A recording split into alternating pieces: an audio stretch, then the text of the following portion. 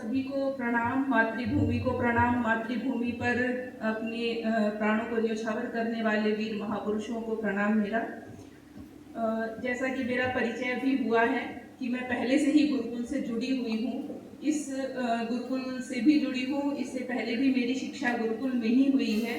तो आज आप सबकी प्रस्तुतियाँ देख करके मुझे अपने वही बचपन के दिन याद आ गए कि जब हम भी कभी इस तरह से प्रस्तुतियाँ किया करते थे, कार्य किया करते थे गुरुकुल में। उसके लिए आप सभी छात्राओं का, ब्रह्मचारिणियों का भी मैं धन्यवाद करती हूँ। मैं एक व्याकरण की छात्रा रही हूँ और वैयाकरणों का रहता है कि अर्धमात्रा लाघवेन पुत्रोत्सवम मन्यन्ते वैयाकरणाः। तो मैं बहुत ज़्यादा आपका समय नहीं लूँगी, आगे सर यहाँ पर खड़े हुए हैं।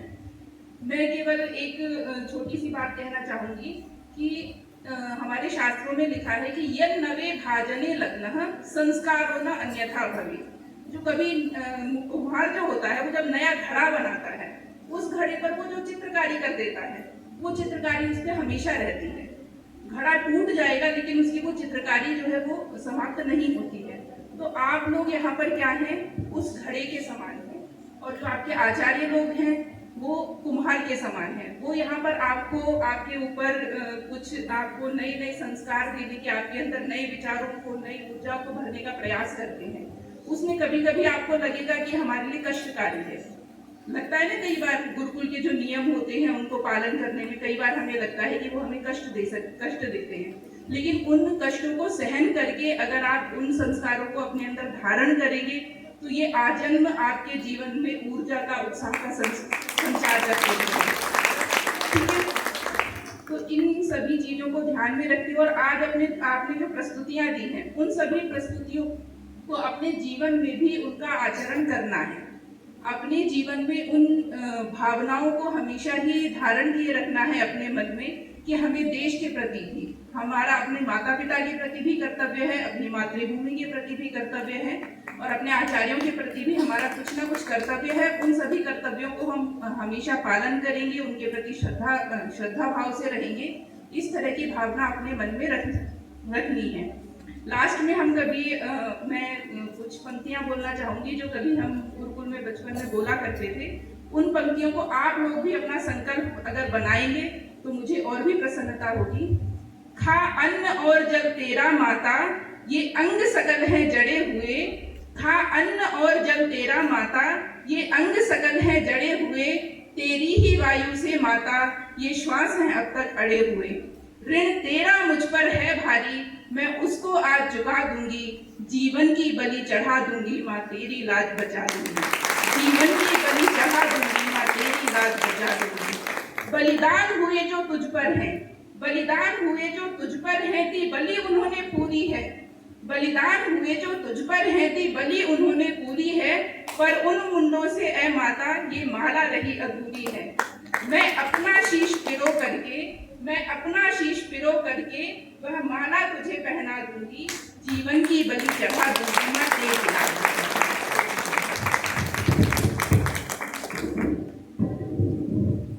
बहुत सुंदर। ओम इदं नमः ऋषिभ्यः पूर्वजेभ्यः पूर्वेभ्यः पथिकृभ्यः।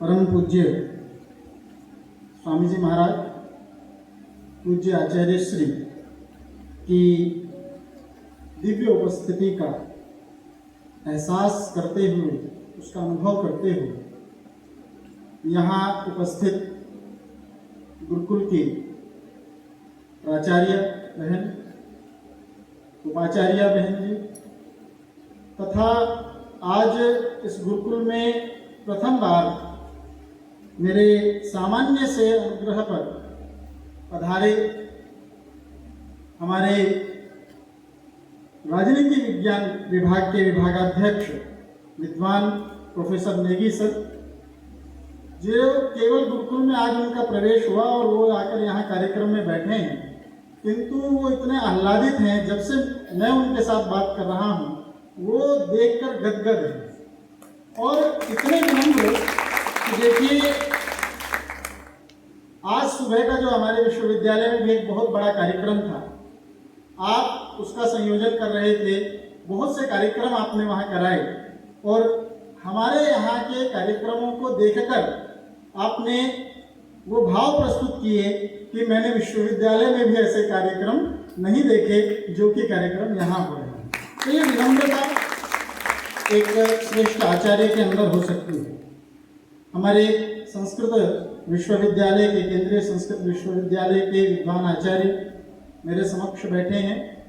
हमारी श्रीमती जी भी दो वैयाकरण यहाँ बैठे हैं।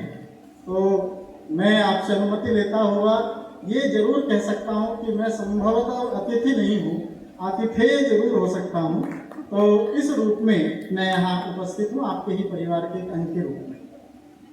देखिए, हम आज़ादी के 78वें वर्ष में प्रवेश कर रहे हैं और आज इसे हम स्वतंत्रता दिवस के रूप में मना रहे हैं। गुलामी से मुक्त होना, आजाद होना एक अलग बात है और स्वतंत्र होना थोड़ी सी और उससे विशिष्ट बात है। क्योंकि हम जब किसी की गुलामी से मुक्त होते हैं तो हो सकता है हम स्वच्छंद भी हो जाए, स्वेच्छाचारी हो जाए, किंतु आजाद होना मात्र हमारा कर्तव्य की पूर्ति नहीं करता। हमारा जो लक्ष्य होता है वो होता है स्वतंत्र होना। भारत में राजनीति विज्ञान के आचार्य बैठे हैं। हम लोग ये तो कह सकते हैं कि 1947 में भारत को राजनीतिक रूप से स्वतंत्रता अवश्य मिली, किंतु पूर्ण स्वतंत्रता यदि हमें प्राप्त करनी है तो निश्चित रूप से आज जो आप लोगों ने, हमारी बेटियों ने जो यहाँ कार्यक्रम दिखाए, जो कि आचार्य जी का बात कर रहे थे शस्त्र और शास्त्र की, यदि इस परंपरा को हम देखते हैं, यदि इस गुरुकुलीय परंपरा को हम देखते हैं, यही है हमारे स्व का साक्षात्कार और यही है स्व का तंत्र, यही है आत्म नियंत्रण का भाव। और इसे ही अथर्ववेद का ऋषि कहता है, भद्रमिच्छन्त ऋषयः स्वर्विदः ततो दीक्षाम् उपनिषेदुरग्रे ततो राष्ट्रं बलमोजश्च जातं तदस्मै देवाः उपसन्नमन्ति। इसमें एक शब्द आया कि स्वरविदः। यद्यपि स्वर के अनेक अर्थ हो सकते हैं, किंतु आज के संदर्भ में यदि मैं इसको स्व का साक्षात्कार कहूँ तो यह कोई अतिशयोक्ति नहीं होगी। भद्रमिच्छन्त ऋषयः स्वर्विदः। जब ऋषियों ने, हमारे परम पूज्य स्वामी जी जिनका कि उल्लेख प्रोफेसर साहब नेगी जी ने किया और कहा कि आज स्वामी विवेकानंद की तरह इस देश को वास्तविक स्वतंत्रता की ओर ले जाने का कार्य कर रहे हैं, तो अथर्ववेद का ऋषि कहता है, जब इस संसार का कल्याण चाहने वाले ऋषियों ने स्व का साक्षात्कार किया और उस स्व के साक्षात्कार के क्रम में अपने तप को किया, तभी यह राष्ट्र बल से पूर्ण हुआ, तभी यह राष्ट्र ओज से पूर्ण हुआ और उसका जीता जागता प्रमाण आज हमारे सामने दिख रहा है। इस दृष्टि से स्वतंत्रता का अर्थ स्वेच्छाचारी होना नहीं। जैसा कि आजकल हम देख रहे हैं, बांग्लादेश का उदाहरण हमारे सामने है, समाचारों में हम देख रहे हैं, हमारे विद्यार्थियों को भी ये संभवतः ज्ञात होगा, आपके आचार्यों को ये ज्ञात होगा कि 1971 में आजाद हुआ देश कैसे अपने आप को स्वेच्छाचारिता के रास्ते पर ले जा रहा है और स्वतंत्र नहीं हुआ। और हम भी, भारतवर्ष का एक कर्तव्य है कि अपनी स्वतंत्रता को बनाए रखें, अपनी स्व के साक्षात्कार को हमेशा अपने जीवन के पाथेय के रूप में अपना लक्ष्य बनाए रखें, तभी वास्तविक स्वतंत्र हम होंगे, तभी वास्तविक रूप से हम अपने स्व का नियंत्रण कर पाएंगे। छांदोग्य उपनिषद का एक वचन मुझे याद आता है। 6 ऋषि, जिसमें उद्दालक, आरुणि आदि बहुत बड़े बड़े ऋषि उस समय उपनिषदों के ऋषि हैं, वो केकई देश के राजा अश्वपति के पास जाते हैं और उनसे कुछ ज्ञान की प्राप्ति के लिए बात करते हैं। तो उस केकई देश के राजा अश्वपति का जो उद्घोष है, यदि आज कोई राजा इस तरह का उद्घोष कर पाए तो निश्चित रूप से तभी हम कह सकते हैं कि हम स्वतंत्र हैं, तभी हम कह सकते हैं कि हम स्वतंत्रता के रास्ते पर कदम बढ़ा चुके। वह श्लोक संभवतः सभी ने आपने सुना होगा, नमेस्तेनोस्ति जनपदे न कदर्यो न मद्यपः, नमेस्तेनो जनपदे न कदर्यो न मद्यपः नाना हिताग्निर ना विद्वान न स्वेरी स्वेरिणी कुतः। मेरे इस देश में कोई चोर नहीं है, मेरे इस देश में कोई भी कंजूस नहीं है, कोई भी ठग नहीं है जिसने दूसरे के धन को, दूसरे के संपत्ति को हड़प कर रखा हो, और कोई भी शराबी नहीं है, कोई ऐसा परिवार नहीं है जो अग्निहोत्र न करता हो, कोई भी परिवार या कोई भी मनुष्य हमारे यहाँ ऐसा नहीं है जहाँ विद्या की लो न जलती हो, जहाँ कोई विद्वान न हो। और अंतिम में जो बात मैं आज कहना चाहता हूँ, और कोई भी यहाँ स्वेच्छाचारी नहीं है, स्वैरी और स्वैरिणी नहीं है, तो निश्चित रूप से स्वतंत्रता का अर्थ है स्व का, अपना जो नियंत्रण है वह स्थापित करना, जो कि आपके आचार्य गण, आपके शिक्षक और सभी ये पूरी जो एक स्वामी जी से लेकर यह पूरी की जो पूरी टीम है, यह जो पूरा एक प्रकरण है, प्रशासन है, ये आपको आगे स्वतंत्र बनाने का कार्य कर रहा है। मुझे याद आता है अथर्ववेद का प्रथम सूक्त मेधा जनन सूक्त, जिसमें एक द्वितीय मंत्र है। आचार्य जी, मैं आपको संबोधित करते हुए कहता हूँ कि एक उत्तम शिक्षक का गुण महाकवि कालिदास भी बताते हैं। वो कहते हैं, श्लिष्टा क्रिया कस्यचिद आत्म संस्था संक्रांति रण्यस्य विशेष युक्ता यस्यो भयम साधु शिक्षकाणाम धुरि प्रतिष्ठा पहितव्ये। कि दो प्रकार के शिक्षक हैं जो अत्यंत ज्ञानवान हैं, किंतु यदि वह अपने उस ज्ञान को विद्यार्थियों में संक्रांत नहीं कर पाता तो वह उत्तम आचार्य नहीं हो सकता, वह विद्वान हो सकता। किंतु उत्तम शिक्षक वही है जो ज्ञानवान होने के साथ साथ, विद्वान होने के साथ साथ उसके अंदर आचार्य के भी गुण हो, वह अपनी विद्या को विद्यार्थियों में संक्रांत करने की भी क्षमता रखता। किंतु स्वतंत्रता यहीं तक समाप्त नहीं होती। मैं तो कहता हूँ कि ऋषि तो बहुत आगे की चीज बात करते हैं। वो कहते हैं मेधाचरण सूक्त के द्वितीय मंत्र में, पुनरेहि वाचस्पते देवेन मनसा सह वास्तोस्पते निरमय मय्ये वास्तु मयि श्रुतम। तीन चीजें आवश्यक हैं। वह विद्वान शिक्षक भी आवश्यक है जो वाचस्पति है, जो वाणी का स्वामी है, शास्त्रों का ज्ञाता है। किंतु मात्र इतने से काम नहीं, वह वसोस्पति भी है, जो कि कालिदास ने भी कहा, वह अपनी विद्या को संक्रांत करने में भी समर्थ है। वह वाचस्पति के रूप में संक्रांत करने में समर्थ है, तो विद्या को जानता भी है वसोस्पति के रूप में। किंतु मात्र इतने से काम नहीं चलेगा। आपके रूप में बैठे हुए जो छात्र हैं वो तभी स्वतंत्र होंगे जब वो कहेंगे मय्ये वास्तु मयि श्रुतम। उनके अंदर धारण क्षमता भी होगी, तभी धारणा धर्म इत्याहु, तभी यह स्वधर्म, तभी यह स्वतंत्रता हमारी निश्चित रूप से सफल होगी, जिसको कि भगवान श्री कृष्ण ने कहा, स्वधर्मे निधनम श्रेयः परधर्मो भयावहः। इन्हीं शब्दों के साथ आपकी अद्भुत प्रस्तुति के लिए तो बिल्कुल मैं एक शब्द कह सकता हूँ, चित्र लिखित युवक प्रतिभाति में रंगः के रूप में मैं जब बैठ रहा था तो कोई विचार शून्यता आ गई, और एक लग रहा था कि जो मुझे वो भी श्लोक याद आ रहा था गीता का, कि अर्जुन कहते हैं ना, वेपथुश्च शरीरे में रोम हर्षश्च जायते। उसकी दो कंडीशन है, वहाँ शायद किसी और से हो रहा होगा, परंतु ऐसी अद्भुत प्रस्तुतियों को देखकर निश्चित रूप से कोई भी दर्शक उसके अंदर ये दो तीन प्रकार के भाव जरूर आते हैं। वह चित्र लिखित सा हो जाता है, और निश्चित उसका शरीर जो है, उसके लोम हर्ष जो है वो अपने आप में प्रफुल्लित हो उठते हैं। इस तरह की प्रस्तुतियाँ आपने यहाँ दी, और आपसे उत्साहित होकर मेरी भी कभी एक पुरानी कविता है जो मेरी स्वरचित है, मैं यदि आपकी अनुमति हो तो मैं उसको प्रस्तुत करूँगा। क्योंकि बच्चों की प्रस्तुति में एक बात जरूर आई आपके उत्साह से कि आज भारत बदला हुआ है। तो हमारी जो बहुत सारे कर्म हैं, हम जो पूजा पाठ करते हैं, संध्योपासना करते हैं, तो उसका भी कोई ना कोई तात्पर्य अवश्य है। उसके पीछे दर्शन क्या है? मैं दर्शन का विद्यार्थी हूँ, तो संभवतः उससे ही कभी निकली होगी यह कविता, और आज मैं यहाँ प्रस्तुत कर रहा हूँ, जिस कविता का शीर्षक है कि हमारे यहाँ आक्रमणकारियों ने जो हमारे मंदिरों को ध्वस्त किया और उनको खंडर बना दिया, किंतु मैं उस भारत भूमि की संतान हूँ जो उन खंडरों से भी शालिग्राम की पूजा करता हूँ। नेपाल से आप बैठे हैं, शालिग्राम वहाँ से लाया जाता है, तो मंदिर के खंडर से करता पूजा शालिग्राम की, यह इस कविता का शीर्षक है। आप सुनेंगे।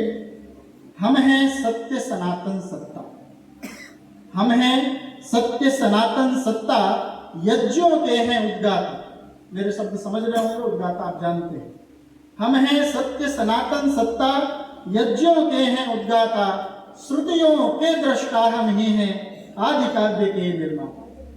हम हैं सत्य सनातन सत्ता, यज्ञों के हैं उद्गाता, श्रुतियों के दृष्टा हम ही हैं, आदि काव्य के निर्माता। तुलसीदास के मानस हम हैं, संताने श्री राम की, मंदिर के खंडर से करते पूजा शालिग्राम की, मंदिर के खंडर से करते पूजा शालिग्राम की। हमने क्या दिया है इस विश्व को? सारी की सारी बातें आपकी प्रस्तुतियों में आ चुकी, किंतु उनको ही एक शब्द, एक वाक्य के रूप में मैं यहाँ प्रस्तुत करता हूँ, काव्य के रूप में। हमने कुटुंब विश्व को माना, वसुधैव कुटुंबकम। हमने कुटुंब विश्व को माना, वेदों का विज्ञान दिया, विश्व गुरु की पदवी पाई, नहीं तनिक अभिमान किया। जंगल जंगल घूम हमी ने, जग को ब्रह्म ज्ञान दिया, महाभारत के समरांगण में गीता मृत का पान किया, महाभारत के समरांगण में गीता मृत का पान किया। हमने आरण्यक बनाया, हमने उपनिषदें रची। जंगल जंगल घूम हमी ने, जग को ब्रह्म ज्ञान दिया, महाभारत के समरांगण में गीता मृत का पान किया। हम हैं रावण के विध्वंसक, हम हैं रावण के विध्वंसक, मर्यादा के अवतारी, योगेश्वर श्री कृष्ण हमें हैं, हनुमान से ब्रह्मचारी, हनुमान से ब्रह्मचारी। और क्या किया? हमने विश्व विजेता का रथ, सिकंदर का रथ, रावी के तट पर, झेलम के तट पर रोका। हमने विश्व विजेता का रथ सिंधु तट पर रोका। हमने विश्व विजेता का रथ सिंधु तट पर रोका था। फारस और यूनान मिला ले, हम पे स्वर्णिम मौका था। यदि ये सेनाएं, हमारे भारतवर्ष की मगध की सेनाएं यदि आगे जाती, तो निश्चित रूप से सिकंदर ने जितने भी विश्व को, जिसे विश्व विजेता कहा जाता था, जिस पर शासन उसने किया था, जिसको उसने जीता था, वह सारा का सारा विजित प्रदेश हमारा होता। हमने विश्व विजेता का रथ सिंधु तट पर रोका था। फारस और यूनान मिला ले, हम पे स्वर्णिम मौका था। किंतु हमने व्यर्थ कहाँ पर? अहिंसा परमो धर्म, अहिंसा परमो धर्म के हम पुजारी रहे, किंतु हमने व्यर्थ कहाँ पर?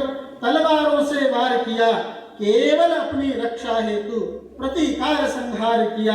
हमने अरबों की बर्बरता, अहिंसा परमो धर्म, धर्म हिंसा तथैव। ठीक है, केवल अहिंसा से काम नहीं चलता। हम लोगों ने उनके आक्रमणों को रोकने के लिए अपने शस्त्र जरूर उठाए, किंतु हमने व्यर्थ कहाँ पर? तलवारों से वार किया, केवल अपनी रक्षा हेतु प्रतिकार संहार किया। हमने अरबों की बर्बरता, हमने अरबों की बर्बरता, कपटी गोरों को देखा है, फिर भी दंडित करने उनको लांघी न सीमा देखा है, लांघी न सीमा देखा। ये तो हमने नहीं किया, किंतु हमने किया है। कुछ और दो पद्य बचे हैं। हमने गांधी बुद्ध दिए हैं, हमने गांधी बुद्ध दिए हैं दुनिया को समझाने। हमने दयानंद रामदेव जगती को आर्य बनाना। हमने गांधी बुद्ध दिए हैं दुनिया को समझाने को, दयानंद रामदेव जगती को आर्य बनाने को। हमने गोविंद तेग बहादुर बलिदान हो जाने को। हमने अपने पुत्र दिए हैं दीवारों में चिनवाए, शरणागत की रक्षा हेतु अंग अंग हैं कटवाए, शरणागत की रक्षा हेतु अंग अंग हैं कटवाए। क्षमादान भी हमने देखो, क्षमादान भी हमने देखो, 17 बार दिया, किंतु तुम गोरे ही निकले, बारंबार प्रहार किया, बारंबार प्रहार किया। हमने गांधी बुद्ध दिए हैं दुनिया को समझाने को। हमने गोविंद तेग बहादुर बलिदान हो जाने को। हमने अपने पुत्र दिए हैं दीवारों में चिनवाए, शरणागत की रक्षा हेतु अंग अंग है कटवाए। क्षमादान भी हमने देखो 17 बार दिया, किंतु तुम गोरे ही निकले, बारंबार प्रहार किया, बारंबार प्रहार किया। अब विद्यार्थियों ने, बच्चों ने कहा कि भारत बदल चुका है, उसी बात को आगे बढ़ाता हूँ। आज भारत ऐसा नहीं है, बदला बदला में भारत। बदला बदला मैं भारत हूँ, ऐतिह्य भूल न पाता। अपने इतिहास को मैं भूलता नहीं, और ना ही आज हमारे आचार्य आपको इतिहास भूलने देंगे। स्वतंत्रता का वास्तविक अर्थ तभी पूर्ण हो, तभी हम अपने तंत्र को, अपनी उस इतिहास को जानेंगे। बदला बदला मैं भारत हूँ, ऐतिह्य भूल न पाता हूँ। स्मृतियों की चिंगारी में मैं दीपक रोज जलाता हूँ। देवालय के तुंग श्रृंग पर कुमकुम रक्त चढ़ाता हूँ। अमर प्राण और सत्य सनातन धर्म ध्वजा लहराता हूँ। मत समझो ये पूजा केवल पत्थर की निष्प्राण की, इतिहासों की अमर कहानी, गौरव की अभिमान की, गौरव के अभिमान की। मंदिर के खंडर से करते पूजा शालिग्राम की, मत समझो ये पूजा केवल पत्थर की निष्प्राण की, बलिदानों की अमर कहानी, गौरव की बलिदान की, गौरव की बलिदान की। इन शब्दों के साथ मैं आज इस स्वतंत्रता दिवस की आपको पुनः एक बार हार्दिक शुभकामनाएं देता हुआ अपनी वाणी को विराम देता हूँ। ओम शांति।